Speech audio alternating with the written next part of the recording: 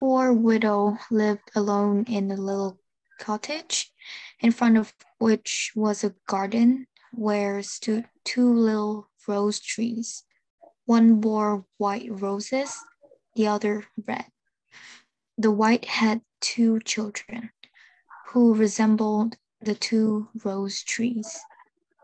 One was called Snow White and the other Rose Red. Two of the best children that ever lived. But Snow White was quieter, more gentle than Rose Red. Rose Red liked best out to jump about in the meadows, to look for flowers and catch butterflies. But Snow White sat at home with her mom, helped her in the house, or read to her when there was nothing else to do. The two children loved one another so much that they always walked hand in hand. And when Snow White said, "We will not forsake one another," Rose Red answered, "Never, as long as we live."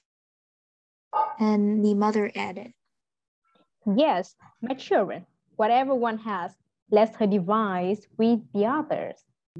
They ran about in solitary places and gathered, and the wild creatures of the wood never hurt them, but came confidently up to them. The little hare ate cabbage leaves out of the doe grazed at their side, and stag sprang merrily past them, and the birds remained sitting on the boughs and never ceased their songs. They met with no accident if they loitered in the wood and night came on. They lay down together on the moss and slept till morning. And the mother knew this and was in no anxiety about them.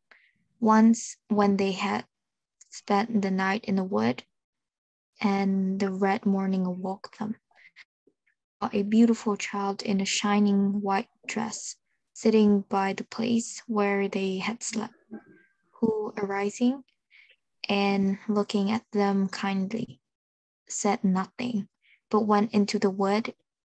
And when they looked around, they found out that they had been sleeping close to the precipice, and would certainly have fallen down it if they had gone a few steps further in the dark. Your mother told them it must have been the angel that takes Snow Okay, White thank and you. Rose Red. Rose Red kept their mother's cottage so clean. There was a pleasure to look into it. In the summer, Rose Red managed the house, and every morning she gathered a nosegay in which was a rose of each tree, and set it by her mother's bed before she awoke. In winter, Snow White lighted the fire and hung the kettle on the hook, and though it was only copper, it shone like gold. It was rubbed so clean.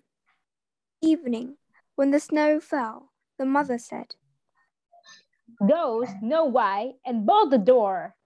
and then they seated themselves on the hearth, and the mother took her spectacles and read aloud out of a great book, and the two girls listened and sat and span. Near them lay a lamp on the floor, and behind them on a perch sat a white doll with its head under its wing. One evening, as they were thus happy together, someone knocked to let in. The mother said, "Quick, Rose Red, open the door. Perhaps it is a traveler who seeks shelter." Rose Red went and pushed the bolt back, and though it was a poor man, the bear stretched his thick black head into the door. Rose Red screamed and sprang back. The little lamb bleated. The little dove fluttered about, and Snow White hid herself behind her mother's bed. However, the bear began to speak. Do not be frightened. I will do you no harm. I'm half frozen, and I only want to warm. Oh, you poor bear, said the mother. Lay yourself down before the fire. Only take care your furs do not burn. Then she called out, Snow White and Rose Red, come out. The bears will not hurt you. He means honestly by us. Then they both came out, and by degrees the lamb and the dove also approached, and ceased to be afraid. The bear said, Children, knock the snow a little out of my fur. They fetched a broom and swept the bear's skin clean, and he stretched himself before the fire and growled softly like a bear that was quite happy and comfortable. In a short time, they all became quite friendly together, and the children with the awkward guest. They pulled his hair, set their feet on his back, and rolled free his legs. They pulled his hair, set their feet on his back, and rolled, or took a hazel rod and beat him. And when he growled, they laughed. The bear was very much pleased with his frolic. Only when they became too mischievous, he called out, Children, leave me alone. Little White and Rose Red, you will strike your lover dead. When bedtime came, they went to sleep. The mother said to the bear, You can lie there on the hearth, and then you will be sheltered from the cold and the bad weather. At daybreak, the two children let him out, and he trotted over the snow into the wood. Henceforward, the bear came every evening at the same hour, laid him out, and allowed the children to play with him as much as they liked. Used to him that the door was never bolted until the black companion had arrived. When spring came and everything was green out of doors, the bear said one morning to Snow White, Now I must go away and may not come again the whole summer. Where are you going, dear bear? asked Snow White. I must go into the wood and guard my treasures from the bad. In winter, when the ground is frozen hard, they have to stay underneath and cannot work their. But now that the sun has thawed and warmed the earth, they break through, come up, seek and steal. What is once in their hands and lies in their caverns does not come so easily into daylight again.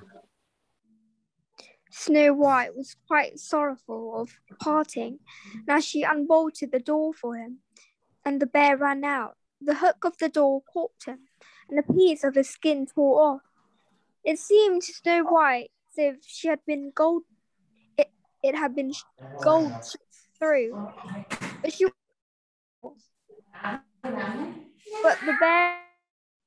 the bear ran quickly away and soon disappeared behind the trees. After some time, their mother sent the children into the wood to collect faggots. They found there a large tree which had been cut down and lay on the ground, and by the trunk something was jumping up and down, but they could not tell what it was. As they came nearer, they saw that it was a dwarf, with an old withered face and a snow-white beard a yard long. The end of the beard was stuck fast in a cleft in the tree, and the little fellow jumped about like a dog on a rope, and did not know how to help himself.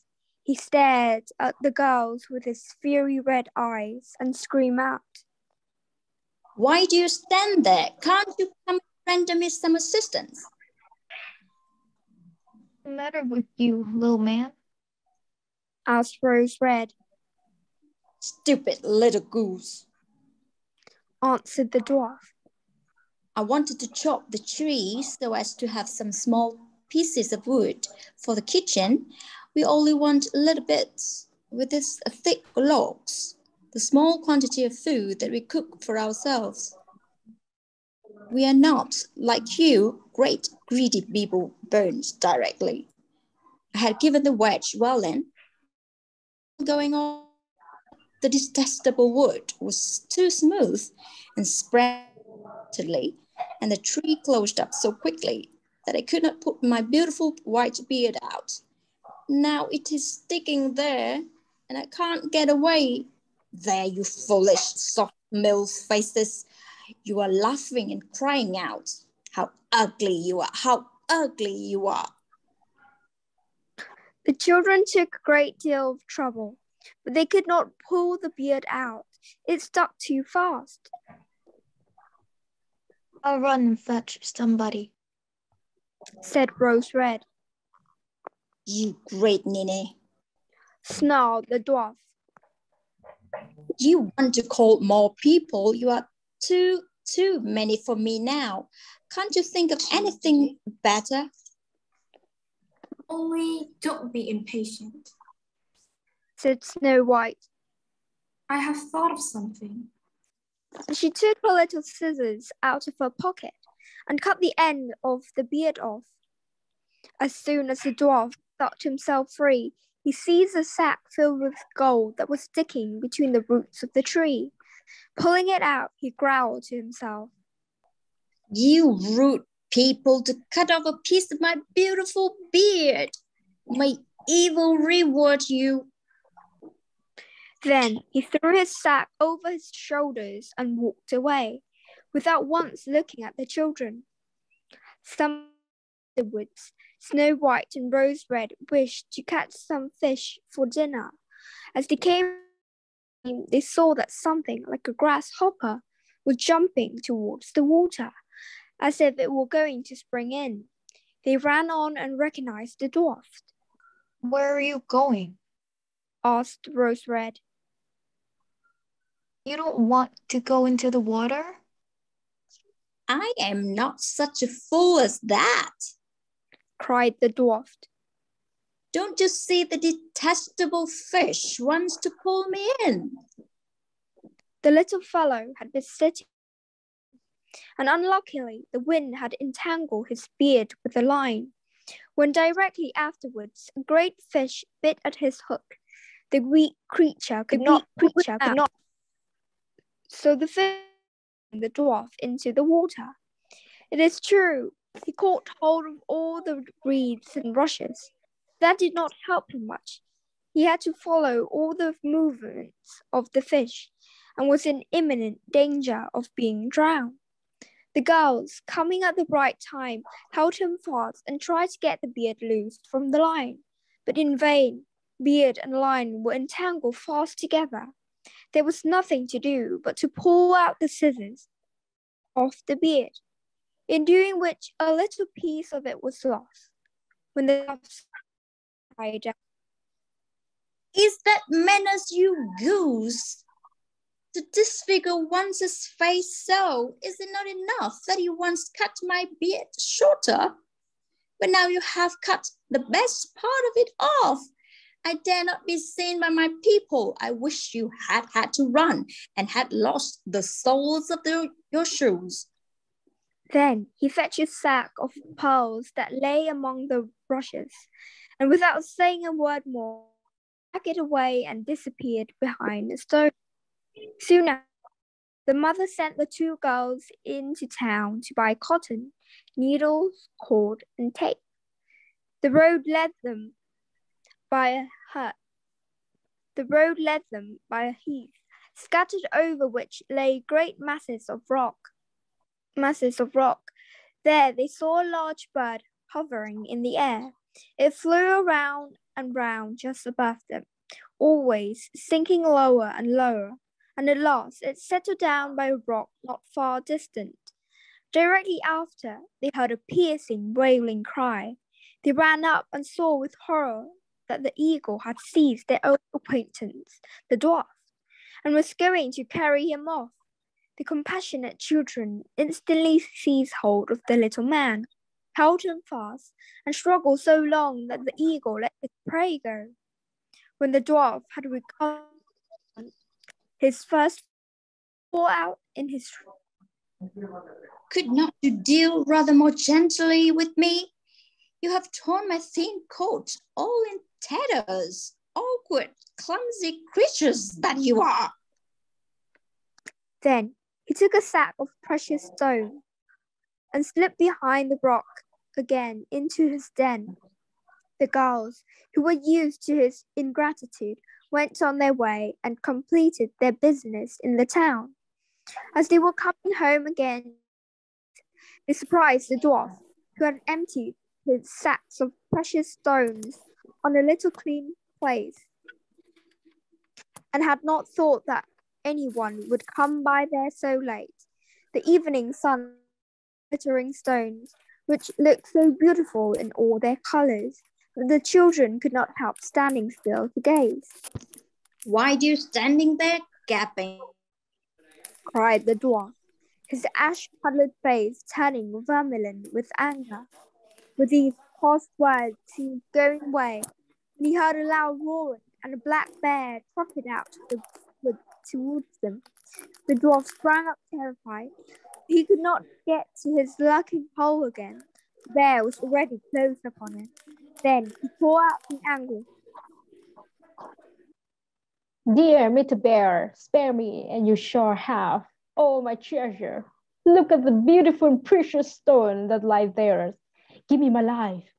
For what do you want with a poor, thin little fellow like me?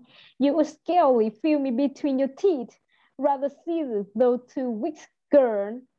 Theirs will be tender morsel for you. As fat as young quail, pray eat them at once. The bear, without troubling himself to answer, gave the malicious creature one single stroke with his paw, and he did not move again. But the bear called after them.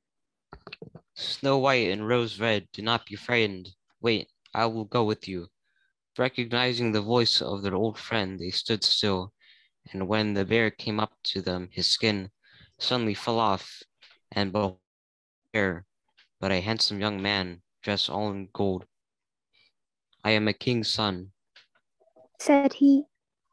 I was changed by the wicked dwarf who had stolen all my treasures to a wild bear and obliged to run about in the wood until I should be free. Now he has received his well-deserved punishment. So they all went home together to the widow's cottage, and Snow White was and Rose Red to his brother. They divided between them the great treasures which the dwarf had amassed. The old mother lived many quiet and happy years with her children, but when she left her cottage for the palace, she took the 2 rose trees, and they stood before her window and bore every year the most beautiful roses, one white and the other red. The end.